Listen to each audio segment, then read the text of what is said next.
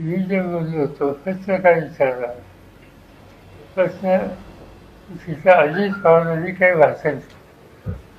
त्यांच्या भाषणात त्यांनी सांगितलं की मला निवडून दिलं मला म्हणजे त्यांना स्वतः निवडून दिलं ताईंना निवडून दिलं आता सुनेला निवडून द्या आणि देत असताना त्यांनी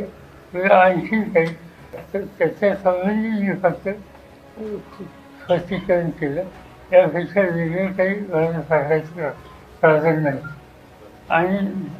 महिलांच्या हिताच्या संबंधी काही इश्यू असेल तर मला असं वाटतं की या देशात महिलांच्या आरक्षणाचा पहिला निर्णय राज्यातला घेणारा मुख्यमंत्री मी होतो.